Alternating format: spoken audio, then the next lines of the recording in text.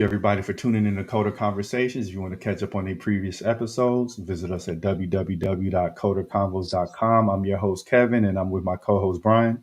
Hey, this is Brian Russick, professional drummer, drum teacher based out of the Suffolk County, Long Island area. You can find me on the web at brianrussick.com. And today we have Daniel Hirsh, professional actor and head videographer. Welcome to the show. Thanks very much. Yeah, thanks for coming on, man. It's a pleasure to have you on, man. So, can you give us a little bit of background about yourself? How did you get into acting and videography? Well, as far as the acting, I started a while ago in high school. That was like, God, that was 20, I don't know, 27 years ago or something. And that was just some very like a very basic play, but did it more in college, and I took like 13 years off from it or so. Um, for a while, and since moving to New York, I picked it up again in 2019. The video stuff was primarily around the same time. I got started with the linear editing software for an extra credit project for my history class, and so it was the VHS to VHS, and I soon went to the mini DV and the non-linear stuff. College got more formal training on it, and then went to business for myself around 2005 or six, and been doing that. Do a lot of different things like video transfers, event coverage, editing, tutoring people. So. Oh, wow. Awesome, man. So, like, you recently picked up acting. What was the reason you kind of diverted away from it for a while? Um, well, I was living. Let's see. I was in Atlanta at the time after college, and that was a very up and coming media town, media city.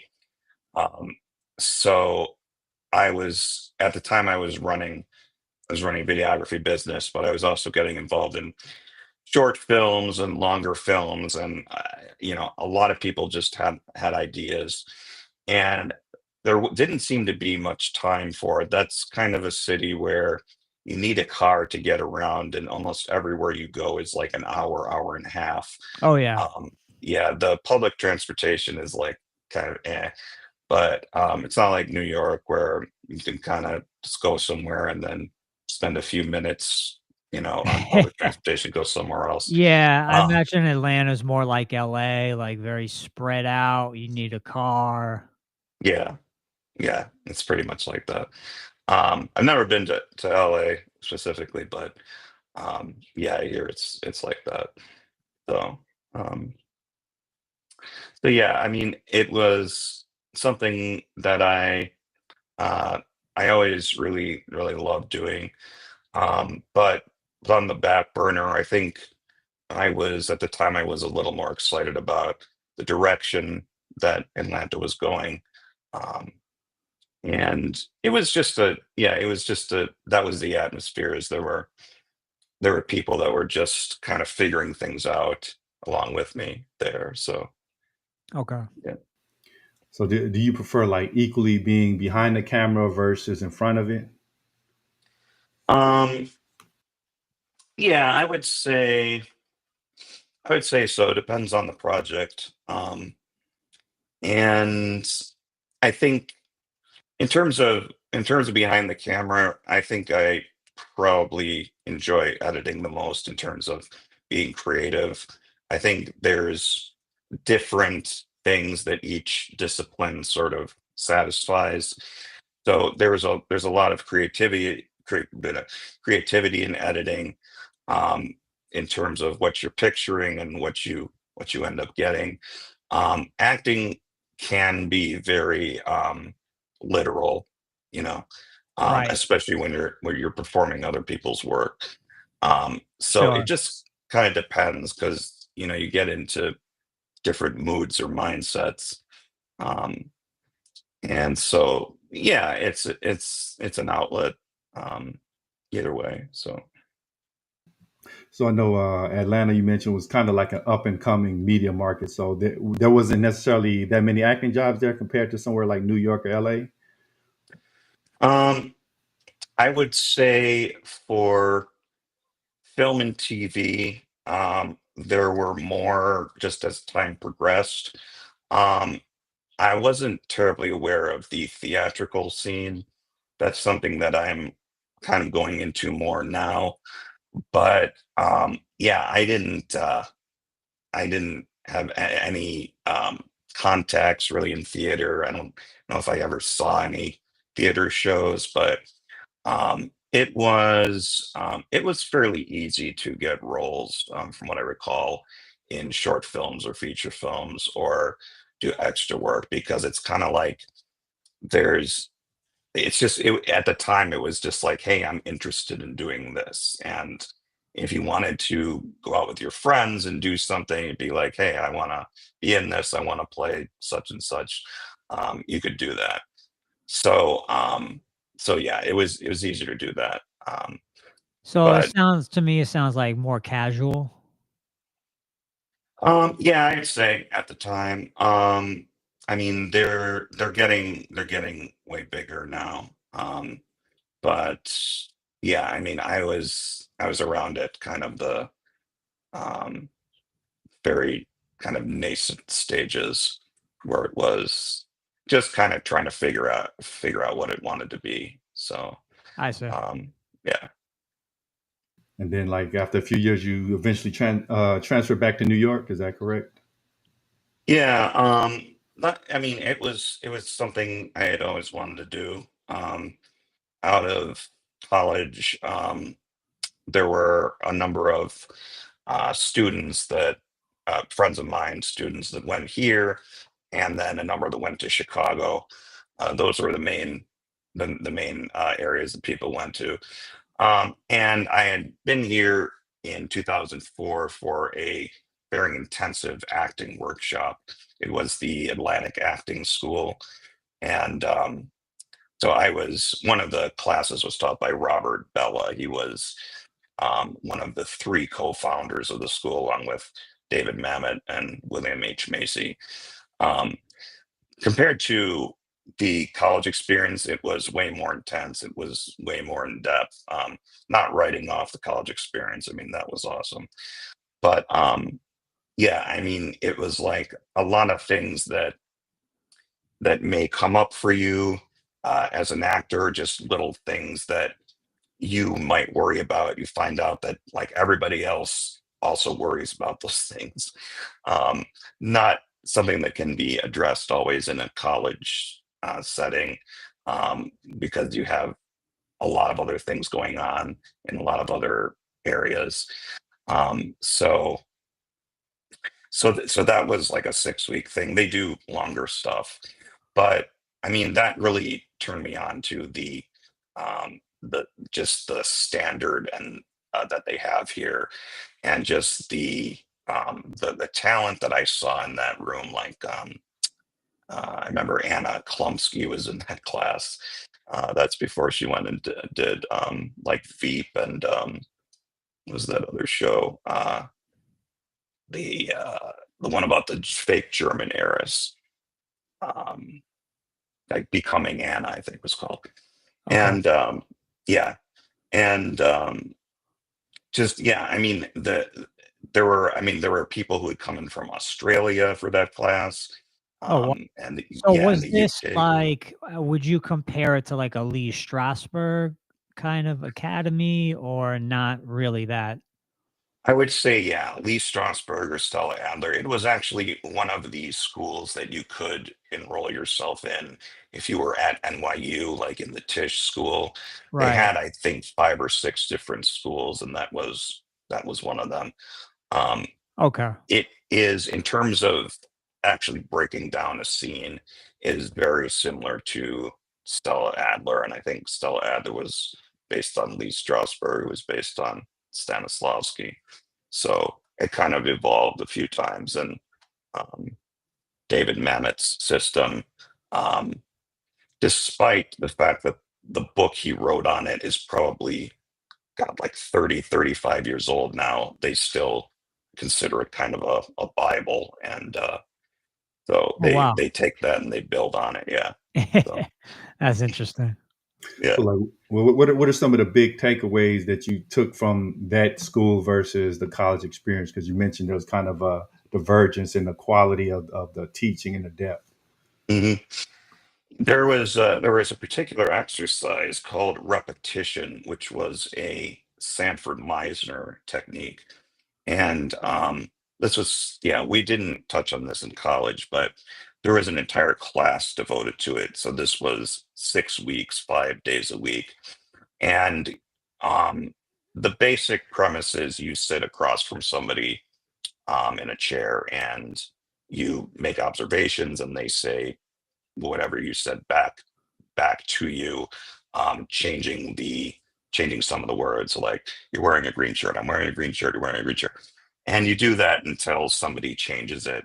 And it's just kind of like based on what you feel. Um, and so we did that, and then we would launch into a scene from that. And the teachers would be able to tell if we had actually used the exercise to do the scene, or if we had, made some sort of a pre-plan to do the scene, and they were able to detect more of a disconnect. And Yeah. so, yeah, that really helped. I mean, there's like a lot of levels to it in terms of what you should be saying and what you should be noticing and how you should be phrasing things. But um, that And was you one of the said most 5 helpful. days, sorry, you said 5 days a week, right? Yeah, I mean, That's it was. intense. Yeah, it was a lot. It was probably a semester or two boiled down to like 6 weeks. Wow. One of the things that was, I mean, incredibly challenging about it was when they gave you a scene, you basically had one night to memorize it. So Wow. if you stumbled at all or you came in without part of it memorized, um, they would be upset. They would be saying like, you cannot walk into a show and just forget your lines like this. Like, I mean, they found a way to work with you anyway, but they were strict. I mean, if you were late, and I mean, they didn't care what the excuse was. There could be, a huge subway accident or whatever. If you're late at all, you sit outside the classroom for the whole time. And if you're late twice, you're dismissed from the entire program. Oh, wow. So, yeah. And that did happen actually to one person, which was kind of sad, but yeah, That's awful. yeah. Yeah, I think it's good that they are that strict because the industry seems like something that you have to show up because there's so many people that want the role that you have to get in the habit of showing up on Mhm. time and being ready to go. Yeah. No, you're absolutely right. There's a guy who I met further recently. He's also an acting coach, John Windsor Cunningham. He says, like, the one thing that everybody in New York has in common, every single person, is everybody wants to be an actor. So, and I mean, yeah, I mean, and I'm learning now through doing, private like voice lessons and Alexander lessons, and I guess I've been sort of looking for an acting class, but things have fallen through here and there. But like the amount of work you actually need to do, and I guess we were talking about acting versus video before, and it's like the acting really is a full time job because of just all of these very specific things that like um, you feel like, okay, well, I need to work on this. And like during the day, it's like, I need to remind myself not to do this, like not to, hold my stomach in, not to tighten certain muscles in my neck. And um, actually need to work on not talking like this, need to not do vocal fry. I actually It's at Minnesota, that's why.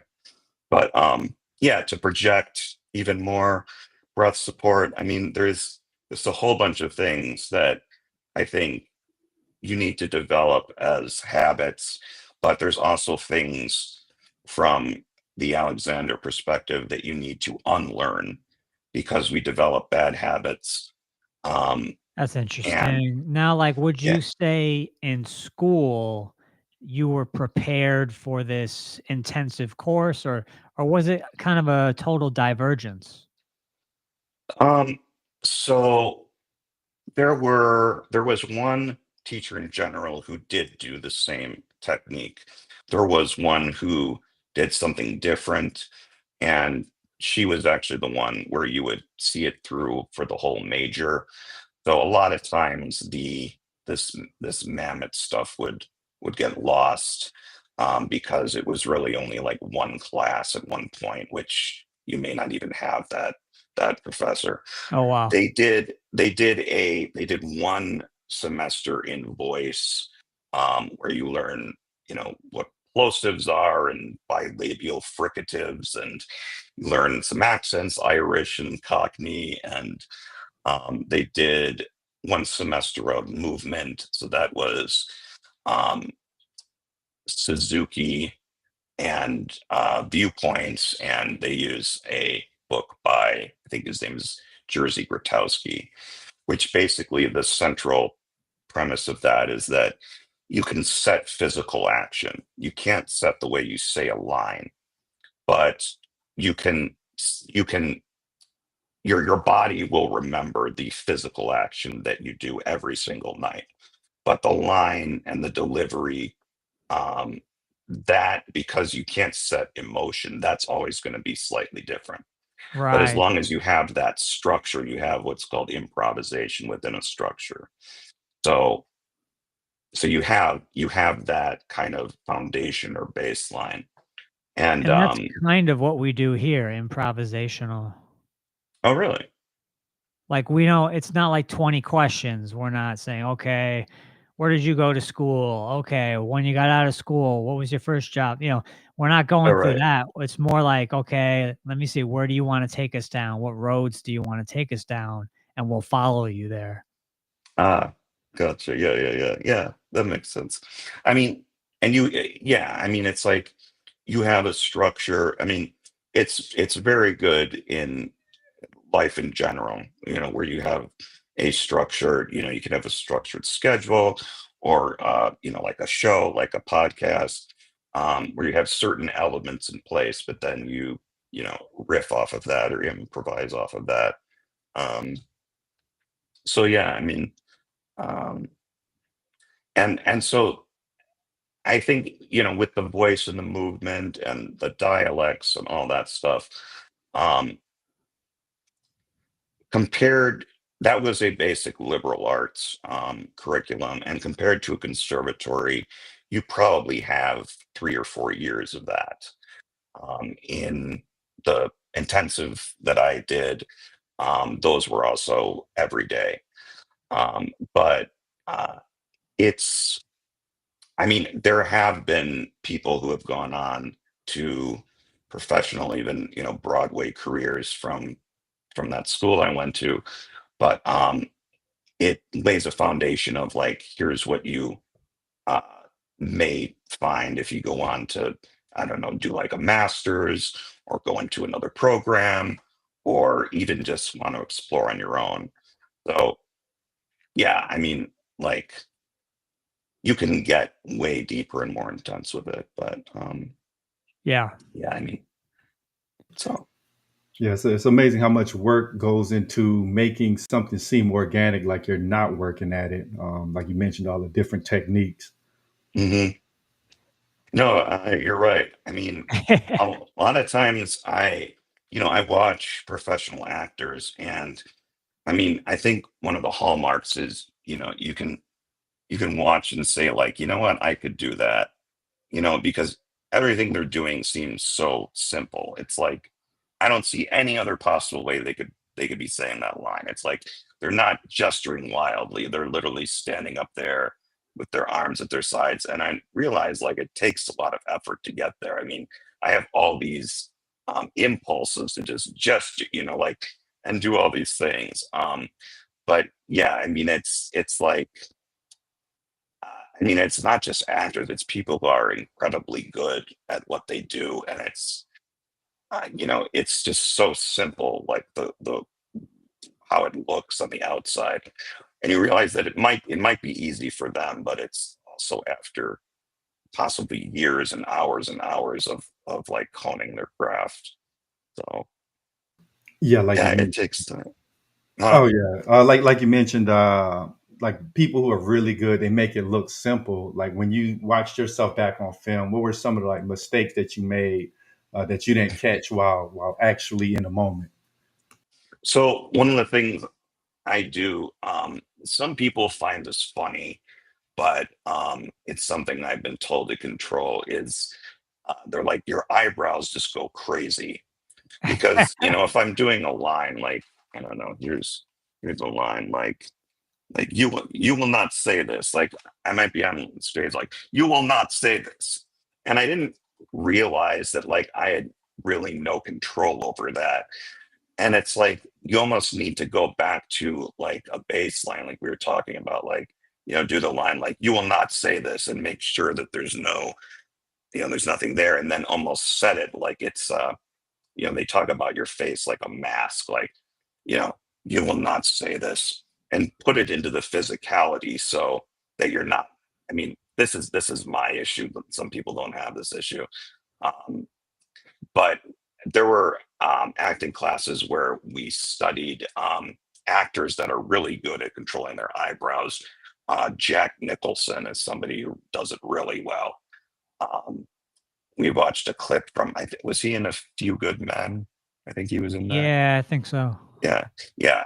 That character, I mean, that's like a masterclass in control because almost everything that he does, he has perfect control of his eyebrows. Oh, So wow. we studied things like that, and I think also eyebrows are probably like the most expressive thing on your face. When I started off when I was like really young and I was drawing cartoons, and I realized that like that's like the most important thing.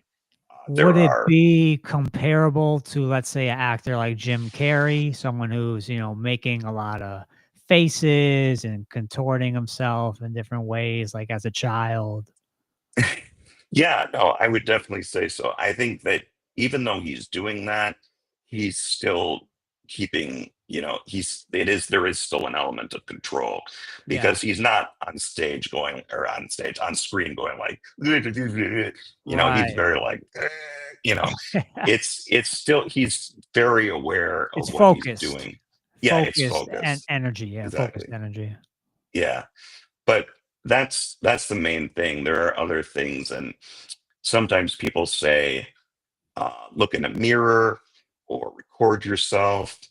Um, I've also been told not to do that once by a Shakespearean kind of acting coach, but I found it extremely helpful. You can record yourself and say like, oh, I really need to work on this and this and this, and you'll see it in there.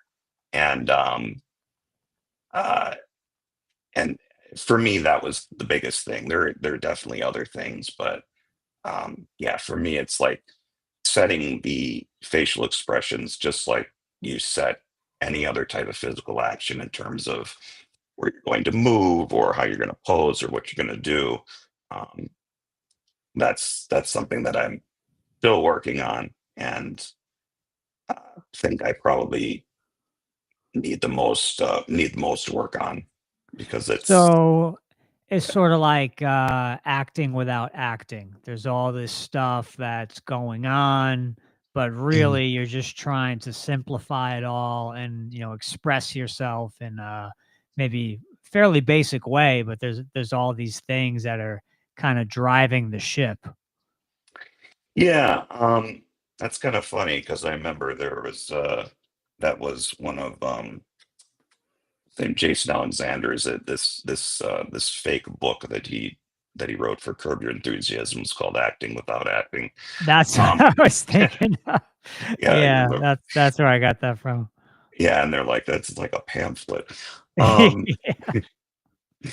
but They're like, it's not a no, book. It's not a yeah, book. it's not a book. It's like and but like I think it's right. I think right now there is a movement towards subtlety and being natural. I think, if you look back in time, in terms of like other movements, there are definitely other times when people were encouraged to be more theatrical or histrionic, I guess you could call it, or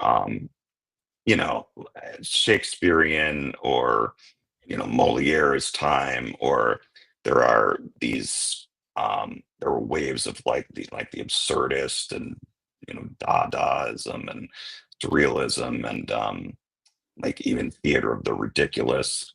But um, now I think especially with the advent of um, and the large propagation of film and TV, um, the camera is on you and it picks up every little thing, and so I think that definitely carried over into theater and into a lot of people's crafts, where it's just the the thing that people want to see is just natural, you know um taking it easy, chill, laid back kind of kind of acting.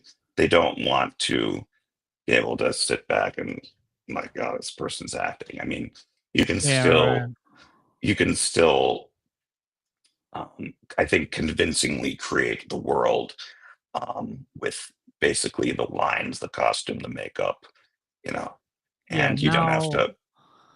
I was gonna say, for the listener, can you describe, the biggest takeaway from that immersive course?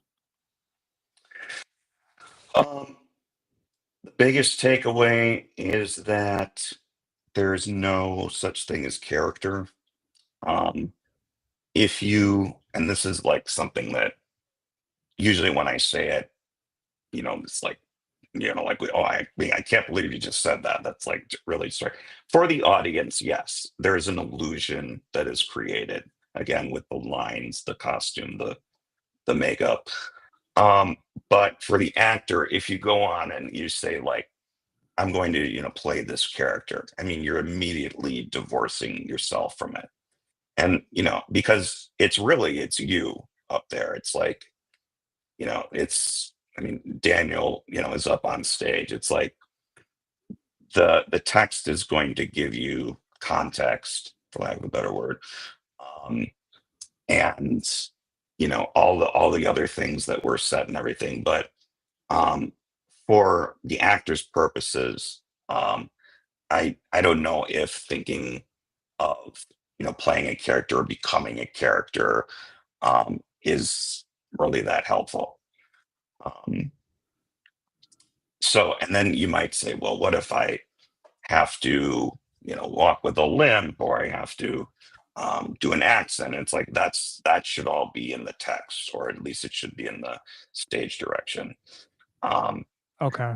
because a lot of times, I was actually in a play last year, and the writer slash director was fairly liberal about what the lines could be. So I had a co-actor, a fellow actor, who was going through and kind of changing them. And he said, well, I changed this one because I don't think that he would say that.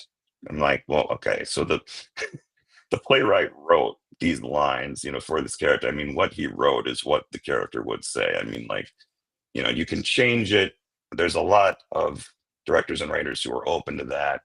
But whatever, you say up there is what the character would say. I mean, there's not anything you're going to say up on stage. It's going to be like, oh, this was, this was, out of character for this character, because you've convincingly created the world. The audience is going to see that. Um, it's going to create the illusion for them, and that's all you need to do. So Yeah, I can imagine. yeah. So yeah, what would you say are some of the things that really enhance the immersion, like really bring you in and make you forget that you're watching a show? And then on the flip side, what are some things that break the immersion? Oh boy.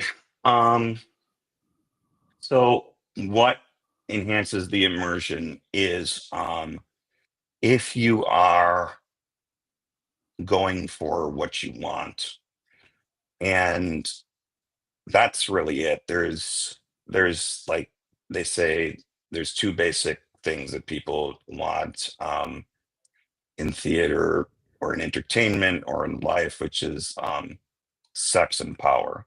That's basically it. And you could say, well, there's also money, but I mean that may filter into power You can also. throw that in the power, right? Yeah, you can throw it into power. Um, and so I think knowing that, there are a lot of ways you can frame that in terms of I have an objective, I have an action, I have a goal. But when you do that, you take the focus off the line. And this is why um, you have these schools that say you need to memorize as fast as possible. Like literally, if you're going to come and block a scene in rehearsal, have it memorized, which could be the next day. Um, but if the lines, if you know them and they're part of you, then going for what you want is going to give you the color that you need. And to me, that's engaging. If you're completely connected, and I mean, there is a point that you get to, which is something I think everybody seeks. It's sort of like you talk about like the runner's high. There's a point where you can get to in theater where um, you're so locked in that the audience will be completely you know uh like enwrapped in your performance. I mean, there won't even be anyone who coughs in the audience. Right. It will be you know um and that's, I think, something that place people try to get once you've experienced it. Um and it's difficult because like you almost want to force it, and it's like you can't force it. um so I mean, for me, if I can clearly pick out like, hey, this is what they want, and um here's obstacles that are being put in their way, and it's like, okay, there's an obstacle, but what are they going to do in the face of that obstacle? um as far as things that take you out of it, um a lot of things can happen. You can have a lot of disasters on stage, but I think that audiences like it when you address those disasters in the smartest, um, most appropriate way possible. Now, having said that, there is a story about somebody at the Globe Theater who um, was in the front row during a performance and passed out. And the actor, who's a great actor, Mark Rylance, you know, stops, looks down, says, "Is she okay?" And somebody said yes. And he immediately went back right into the scene. And the reason that was so brilliant is that everyone in the audience then knew like she was okay, you know? So, yes, there are times that, for, you know, humanitarian reasons, I guess, Yeah. you should take yourself out of it. But for the most part, I think, if there's like a lighting mess up or something, like I've had times where someone will mess up the cue and the stage will just go completely dark in the middle of the scene. And you can choose to acknowledge it or not. I mean, no matter what, the audience is going to be taken out of it for a minute. Um, Right. and just, I don't know. I mean, in terms of an acting perspective, just disconnecting from what you want, disconnecting from the other person. I think part of the I was talking about in the beginning, the Meisner stuff, is, you know, you just want to be very observant of other things. You know, they talk about being present, but your attention is going to go where it's going to go. Not saying that if somebody is, you know, answering a phone call in the audience, you should just like look at them. But I mean, anything in the you know, on stage, if there's um, you know, if there's like something that draws your attention one night that didn't before, I mean, you don't have to worry about, oh, I don't think this character would look that direction or be distracted by this. It's like, you know, whatever draws Yeah. your attention is what's gonna draw your attention. So Right. um, Right. yeah, and that, I mean, and that helps the audience too. It's just a natural, I guess, outcropping of what they would probably be paying attention to also. So, So would you say that acting is more so objective or subjective? oh boy, probably for the actor, probably objective. Um, uh, yeah, it's a difficult it's a difficult. Um, yeah, I remember I even used the word objective, but yeah, it's from yeah. I think if you're going for an acting career, it's probably objective. Yeah. Right. Okay. Um, yeah. So like when you're acting, how much can you inject yourself into the character versus just giving the director exactly what they want? Like how do you know, okay, I can take a little risk and do more of my own thing, kind of make this character mine? So I think when you inject yourself into the character, sometimes the director or even, you know, the casting people, depends on where you are in the process. Sometimes it's something they will never even have thought of. So you know, beforehand they will have a vision of kind of like who they want when they see the audition, and once they get the people, like basically what they want. But you know, they cast you because you're going to bring you. And there are going to be times when a director is going to say, you know, I need you to be, you know, a lot more angry here, or you're really nervous or excited. And you know, I think there is a way to deal with that rather than um I guess you would call it pumping emotion. You think about an action. So by action, I mean like a verb that would that you think would probably bring that out of you. So you say like, well, I'm going to be excited if I, um, you know, taunt this person or something. Somehow taunting to make this person excited. I don't know. That was the first thing that came to my mind. But yeah, and then you're also going to have directors that are just going to give you verbs like, okay, like shame this person, okay, like, you know, light a fire under this person's ass, you know. Right. Yeah, I mean, I just had a director that did that. You know, just use verbs. Um, but you're going to have both, and I think also with theater versus film and TV, theater, you're doing a hypothetical. I mean, when you get to the highest level, you're doing like 7, 8 shows a week. And so Wow. emotion, yeah, emotion isn't going to be something that you can rely on. You can't pump it. Your brain is going to rebel against it eventually. So you have to do action. You have to do physical action and action in terms of, you know, what the lines are doing to the other person. Um, but uh, pumping emotion sometimes does work for film and TV because you're doing the take and then you're never doing the scene again. Right. So there are actors like Jared Leto, you know, relies on that method. Trying to think, there are some others that do that. But and some, you know, and you do multiple takes and it is repeatable, but this is uh, you know, thinking in terms of the long term, you know, night after night.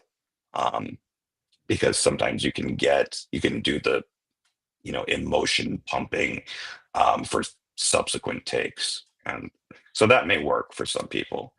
And it is So tiring. it might work, but it's not necessarily a consistent habit that you can, grow towards. Yeah.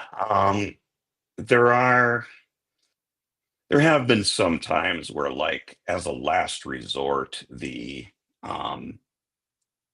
I've had like acting teachers or directors go to that, so they think about, or they ask the actor to think about a time when you were, despondent or something like that. Um, and so that's I believe what the cornerstone of the original Stanislavski method, or systema, I guess you call it, was, and then um, what Lee Strasberg did, and then it evolved into Stella Adler's method, quote unquote. Um, and rather, so the approach that I think Stella Adler and like David Mamet used, as opposed to an actual situation that happened, is you're thinking about an imaginary situation that happened. So you're saying, like, let's say, you know, uh, this happened and my best friend from childhood, died or something. It's going to be something that really has to hit you. And um, but it should be imaginary. And there are other rules, like it shouldn't be like acting related or theater related, or anything media related. Like you shouldn't say like I'm going to imagine that my acting career really took off and then somebody got a role that I wanted. I mean, that's going to work so well. But yeah, it's that's I think something that's has more staying power, in the actor, than um, doing the emotion pumping or deriving emotion from a past experience. What's So, been your number one skill in terms of acting, would you say? um, fairly good at cold readings. Um, I think and it's interesting because sometimes in auditions or even self tapes, a lot of times for a lot of people, the first take is the strongest. Um, so yeah, I mean, I think I was told that like I have like raw talent, but there's a lot of other work that needs to come into it, because you can't really go off of raw talent, Sure, like make a sure. real career out of it. Right. But one thing I'm bad at is like movement. Like I tried to take dance classes um, in college. Like I even took ballet, if you can imagine that. Oh, Yeah, a wow. semester of, yeah, as well as like modern and jazz and stuff. And I just, even though I was able to get it into my short-term memory for that, I don't know. I don't really know what it is. It's just I have, in terms of moving across the stage, I just have a very awkward way of doing it, and well, that's something I need to work on. Um, I know you didn't ask about my weakest thing, but I That's felt the need to bring it up in the yeah, event no, that that was your next question. no problem. So yeah, you also mentioned you do vocal acting. What were some of the lessons that you were able to take from the general acting into vocal acting, and what do you also have to do different? Mhm. That's yeah. So with the vocal acting, I'm reminded of a short that I did to send it up on the BBC website, but I was in it, and I also did a voiceover. And I remember I went to into the studio to do these recordings, and I was just having a lot of issues getting the right I guess you could call it delivery that the director wanted with the voice stuff. And what ended up helping the best was actually playing the other part. So this was a voiceover where I was actually speaking to a computer, like an artificial, like an AI, because it was based on the employee at Google who thought an AI had become sentient. So he had recorded this part, and when I actually found that I could respond to this, I mean, that just changed everything.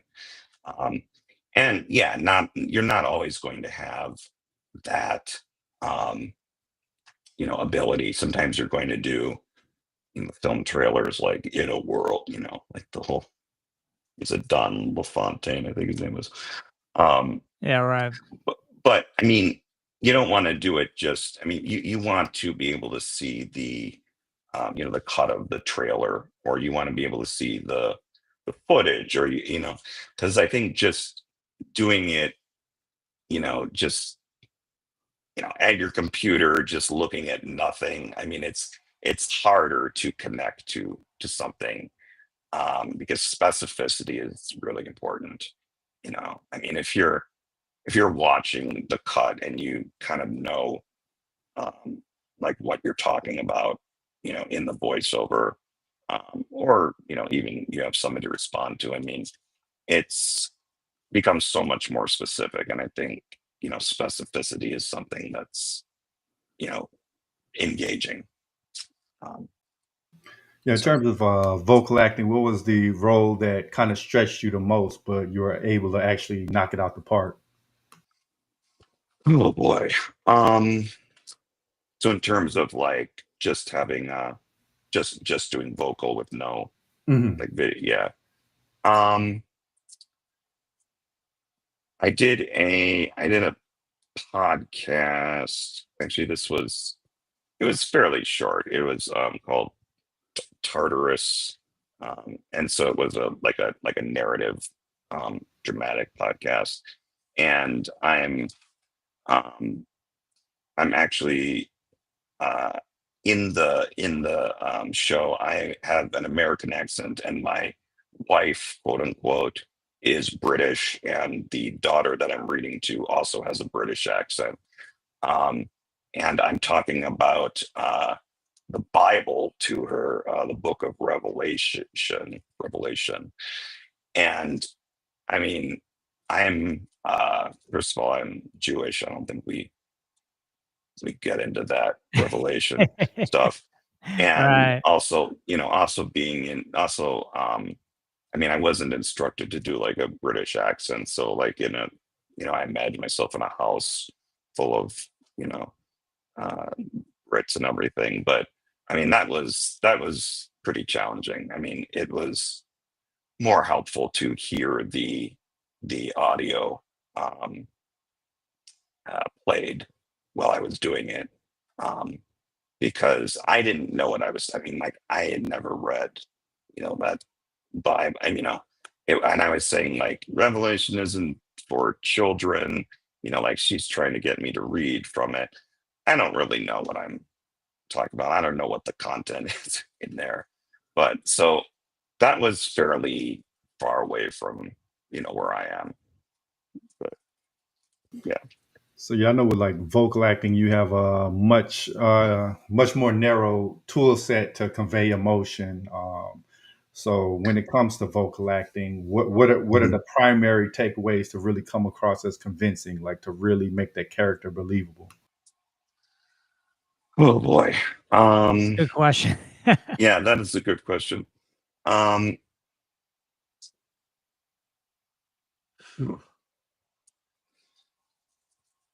I think I think the basic technique that you use probably doesn't change that much. You do have the ability to, help yourself with gestures. I do this actually in, um, voice lessons. Is like, we'll do these gestures. Like if I need to get to like a high note, I'll do this, and I'll I mean, I from back in like high school choir, they encourage us to like use our hands and do all these things. So I mean, you can kind of let yourself go a little more with your instincts if you know that you're not going to be filmed and the audience isn't going to see you. Like, so I mean, walking around, sometimes helps. Breathing in is a lot more. It's a lot better than exhaling. So making sure that you're breathing in fairly regularly. This was also an article that I read recently about that. Um, yeah, I don't know. I've never actually thought about that. That's kind of interesting. Yeah, I wish I had more to say about that. Oh, But good. I think the technique is still there. I mean, I know there are people who do voiceovers who are would not really consider themselves actors. Um, so yeah, yeah, and like I would probably need to look into that honestly. So, So, so, no, thanks for answering that. So, I mean, what do you prefer out of all the um, different mediums, you know? so for me, theater is the most satisfying, and that's something that I'm pursuing a lot more now. Back in March, I was actually in two shows at the same time. Um, which was, I mean, I almost didn't make it into one of the shows because of the scheduling. I had a weekend of performances up in Westchester, and then I had two in-person rehearsals like the following week um, for the new show. And then I had the second week of the Westchester weekend of the Westchester show. And then literally after the weekend, after that Sunday, on Wednesday, I think was the opening of the show down in like downtown Manhattan. It's Um, nerve-wracking. yeah, but what I will say is that for me, a lot of things are just better when I'm in a theatrical show. Just my life in general is better. Um, Not necessarily always because of the show or the character or the lines or the things that I get to do, but it's more of like the people that you meet and work with, like the cast and the crew. And just, you almost, you create a family and you go through like an emotional experience with them. Um, and I haven't found that so much with TV and film. Um, I don't know why. I mean, I know there are, if you're like, in a core cast and you're working with people over months and months, that can definitely happen. But yeah, I mean, it's like for some reason working on the same thing over and over, um, and getting deeper and deeper with it. It's just, I don't know, there's something about it. It's kind of like you can go up and say like, oh, you really nailed that tonight, or like, yeah, I don't think the audience was, as responsive, tonight as, before.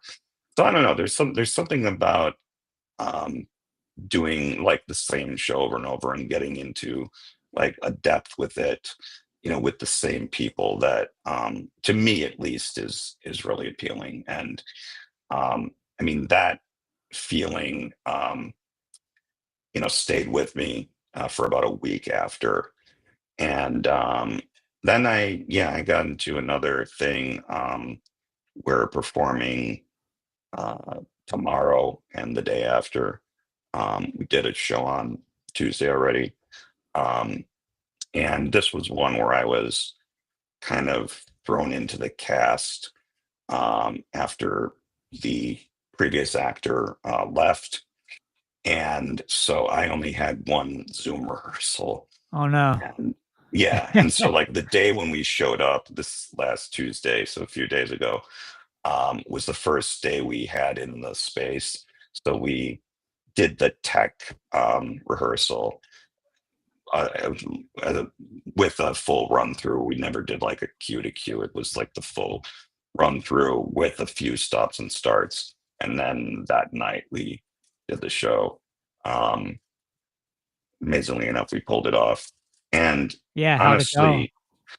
honestly, honestly, really well. I mean, there weren't that many people who came out to see a show at 6:15 p.m. on a Tuesday night. So we're Right. counting on more this Saturday and Sunday. Um, but I mean, just listening to it, I was still really blown away by how like professional everybody was. I mean, it was really good. Um, That's awesome. and yeah, I mean, also this was a play written by an NYU student, and just the amount of depth that it goes into. I mean, I was just really, really impressed by like her ability to do that. Sorry, there's a cat over here, like trying to get into the No show. worries. You're trying to Um, break in. Yeah. yeah, it's true. But yeah, like I mean, it's so yeah, the show is called Bennett versus the board against magical fraud. And the first time I heard about this, I was like, oh, this is probably like a kid's show or something. It's not. And then once I realized it's not, I'm like, oh, this is probably like a comedic, like, you know, with magic tricks and things like that. And it's really not that either. It's pretty serious.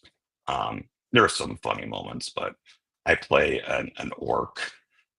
They have to paint my face totally green and my arms. So that's pretty fun. Um, nice. Yeah. Yeah.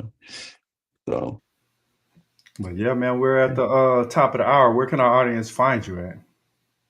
well, my website is danhirsh.com, DANHIRSH. A lot of people want to put a C in the last name, but it's just HIRSH.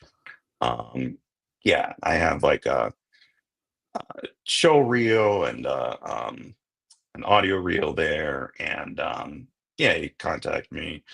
And yeah, right now I have this show. This weekend. I don't have any theatrical stuff coming, but I have a few other film things. Like somebody decided to cast me as Uncle Fester in a Adams Family fan film, so that's kind of cool. But yeah, so for right now, that's the site, and yeah. Awesome, man. Yeah, it was definitely a pleasure having you on, man. But before we get out of here, did you want to leave our audience with any closing thoughts? Oh boy. Um,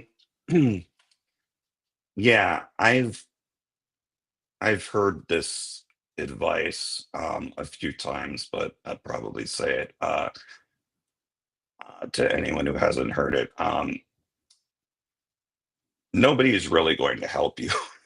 I mean, if you Yeah. take a class and you pay for it, then yeah. But you know, you are in this business, you are like very much on your own. You know, you decide what you want to Yeah. try to work on, and you'd be surprised at how little other people think about you. Like a lot of people are just, you know, very thinking about themselves a lot in their Me, own me, me, careers. And me, me, me. Yeah. yeah. And also like, you know, 95% of the time you're gonna, you know, probably get rejected, and you won't ever know why. And somehow I learned to live with that. I guess I just kind of stopped envisioning myself in these roles, because the more you do that, the more like heartbreak you're going to get if you never hear anything back. So, Sure. yeah, I mean, it's yeah, there's a lot of I think ingredients that a person will need um you know, see success. And but you still have to definitely learn like self promotion, whether that be like having a website or social media presence, because it's rare that someone's going to help you. I mean, it may happen, but it's, you know, industry is, you know, cutthroat, unfortunately. Yeah, I But mean, that's kind of like in music. You got to do everything yourself. Like no one's going to hold your hand. You know, hmm you got to find the mastering studio, yourself. Like someone's not just going to walk up to you and say, "Hey, you should get your stuff mastered, over here at PJ's mastering studio." Like you got to do the research. yep, yeah, yeah. They're not gonna say like, "Hey, we got this gig out in wherever, and you're gonna play for 100,000 people in this." Like, yeah, I mean, you want to definitely, set things like that up for yourself, and eventually, I think you need someone who can give you opportunities you can't create for yourself. But you also realize that they're going to get something out of it too. I mean, Right. it's hard to find someone who's going to do this out of, like kindness. I mean, some people do, but It's rare, probably. yeah, yeah, it's rare. Hey man, it was definitely a pleasure having you on. Anytime you want to come Yeah. back, man, we'll bring you back. Yeah, it was great being on. This was awesome. Thank you very much. Awesome. Yeah, lots of fun, man. We like to thank